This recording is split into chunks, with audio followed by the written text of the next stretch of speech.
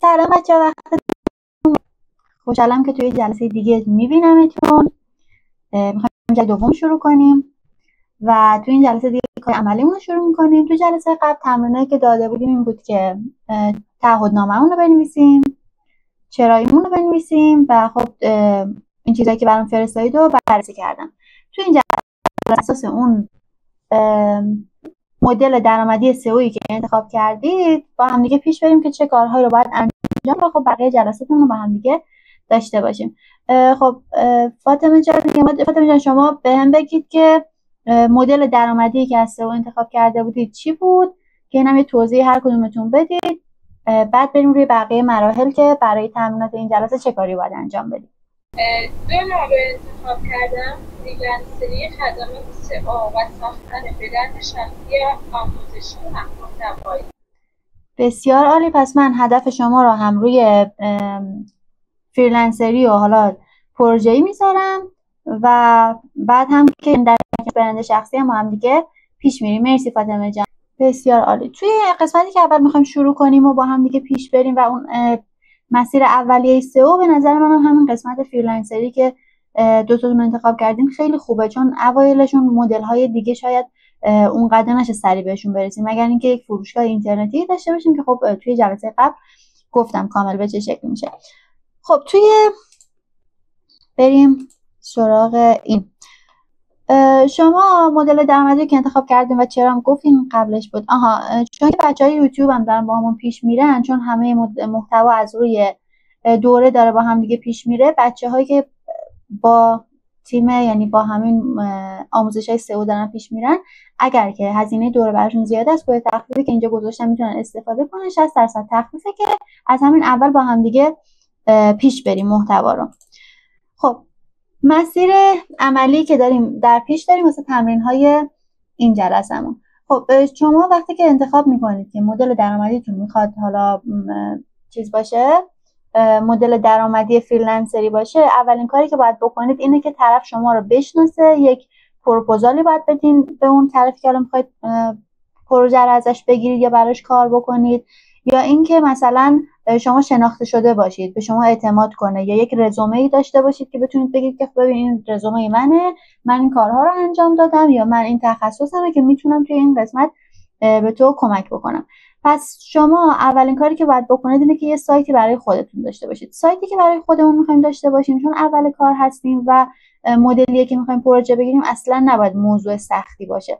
یعنی مثلا ما نمیتونیم بگیم که رو خدمات سئو ما می‌خوایم سایت خودمون رو درست کنیم و بخوایم رو خدمات سئو یا طراحی سایت و اینا بیایم ما سایتمون رو راه‌اندازی بکنیم که بتونیم رقابت بکنیم. نه، سایت شخصی خودتون رو بزنید، چون که دوتاتون دیدم که میخواید که این برند شخصی هم داشته باشید و اگر که شما بخواید پروژه بگیرید و نمونه کاراتون رو بذارید و فریلنسری کار بکنید، سایت شخصی یکی از واجباتی که باید داشته باشید. حالا توی عملی ها یک سایت شخصی خودمون رو میتونیم بیاریم بالا که تو موضوعات مختلف رو کار بکنیم. دو اینکه اگر که یک سایتی از اطرافیانتون، دوست و آشنا و اینا، اگر که کسی سایتی داره، میتونید باهاش صحبت بکنید که بهش پیشنهاد بدید، بگید که من دارم این کارهای عملی رو انجام میدم، بدون هزینه میخوام که روی سایت تو کار کنم که هم تو به نتیجه میرسی هم من به نتیجه، یعنی یه بردی برای دوتامون باشه. حالا در ادامه میگم که چه کاری انجام بدید. اگر شما هم که دارید ویدیو رو میبینید مثلا میخواید که سایت فروشگاهی خودتون رو انجام بدید، پس باید تصمیم بگیرید که چه نوع سایتی رو میخواید داشته باشید. مثلا سایت فروشگاهی اگر میخواید داشته باشید که قالب فروشگاهی باید بگیرید، اگه خدماتی میخواید داشته باشید قالب خدماتی باید بگیرید، و اگه محتوای آموزشی هم که میخواید بذارید قالبای بلاگ یا آموزشی میگیرید. خب تمرین جلسه دوممون، حالا باز من تمامش رو توضیح میدم که باید چیکار بکنید. این تمرینمون چون یه ذره طولانیه، تا شنبه فکر میکنم که تایمش مناسب باشه اگر بذاریم. اول شما دو حالت داره، یا الان یه سایت دارید یا اینکه سایت ندارید و میخواید از اول انجام بدید. بعد یه اسم دامنه برای خودتون انتخاب بکنید، حتما دامنه‌تون رو بخرید، هاستتون رو بخرید، بعد قالبتون، اون قالب آماده‌ای که میخواید رو بخرید، یا اینکه از قالب‌های آماده رایگان استفاده کنید اگر که سایت مثلا بلاگی میخواید داشته باشید. ولی انتخاب قالب و اینا همشو الان بهتون میگم که از کجا میتونید بیشتر بخونید که چطوری انجامش بدید. یا اگر که سایتی دارید، دسترسی‌های سایت رو بفرستید برای من که بررسی بشه سایت تو چه وضعیتیه، بعد مراحل اولیه سئو سایتمون رو مشخص کنیم، مثلا وضعیت اولیه سئو سایتمون به چه شکله، که اینها میشه عملی جلسه بعدی که بیس کار سئو رو ما میچینیم روی سایتمون. ولی برای جلسه بعد که ما میخوایم شروع کنیم، تا جلسه بعد حتما باید یک سایتی فعال داشته باشید که برای فعال شدنش هم که دیگه میدونیم دامنه باید بخریم، هاست باید بخریم، یا قالب آماده باید بخریم، یا قالب آمادهش رایگان باشه. قالب آماده رو روی هاستمون نصب میکنیم که سایتمون بیاد بالا.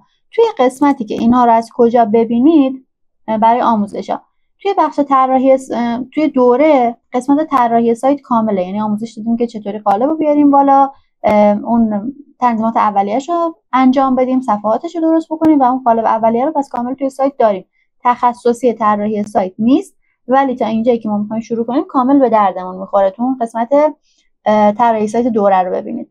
اگر که نمیدونید چه موضوعی رو انتخاب بکنید، یه مقاله من نوشتم که یه فایل دانلودی داره، 112 تا ایده برای درآمد از سئو. این آدرسش اینجا گذاشتم، توی کپشنم می‌نویسم براتون، برای شما بچه‌ام میفرستم. و اینکه یا میتونید بدیم 312 ایده برای درآمد از سئو، باز مقاله اوله که میتونید بخونید، یا اینکه فایلش رو کامل دانلود بکنید، اون رو هم برای انتخاب ایده ها ببینید. اگه توی نام دامنه موندید، باز یه مقاله داریم توی انتخاب نام دامنه برای سایت، اونم کامل توضیح دادم چجوری باید نام دامنه رو برای سایتتون انتخاب بکنید و اینها رو بخش آموزشیه دیگه. ولی تا جلسه بعد تمام این کار رو انجام شده باشه که بریم مرحله بعدی که سئو سایتمون رو شروع کنیم. یه کار دیگه هم که حتما باید انجام بدید، اکانت لینکدین رو بسازید، حتما لینکش رو برای من بفرستید و اونم میگم که توی لینکدینتون باید چیکار بکنید. روی لینکدین هم که ساختید، من حالا نکته‌هاشو میگم که کجاها رو باید چه چیزی بنویسید و چطوری این کانکشن رو با بقیه برقرار کنید. به عنوان کسی که متخصص سئو، از همین اول ارتباطتون رو توی لینکدین باید ایجاد بکنید. خود راه اندازی قالب سایت و مثلا خرید دامنه و هاست و اینا واقعیت یک روز زمان میبره، یعنی بیشتر زمان نمیبره. بقیه ادیت و اون استراکچر و این چیزایی که میخوایم بچینیم شاید زمان بر باشه، پس خیلی درگیر اینا نمیشیم. شاید شما که الان حالا باز بچه‌ای که ویدیو رو میبینن فکر کنن که این کار خیلی سخته، ولی واقعیت سخت نیست، چون ما شاید تا الان انجام ندادیم، نمیتونیم فکر کنیم که خب سایت بالا آوردن آسونه. قالب آماده بالا آوردن و نصبش روی هاست خیلی راحته. اگر که این رو هم نمیدونید، کامل ویدیوهای آموزشی توی اینترنت هست، یعنی یه سرچ بکنید کامل که چطوری یه قالب آماده رو بیارید بالا هست. چه قالبی برای چه سایتی هم انتخاب کنید، باز مقالش توی سایت هست که من حتما لینکش رو براتون میفرستم. خواهش میکنم پس شنبه جلسه بعدمونه، تا شنبه حتما این تکالیف رو انجام بدید. اگر سوالی داشتید حتما توی فایل تکالیف سوالا رو بنویسید کامل، که اگر که سوالا مثلا خیلی بتونم به بقیه هم کمک کنم، سوال بقیه هم باشن، حتما توی جلسه بعد من اونا رو بررسی بکنم. مرسی ازتون که وقت گذاشتید. امیدوارم که با هم دیگه پیش بریم و موفق بشیم.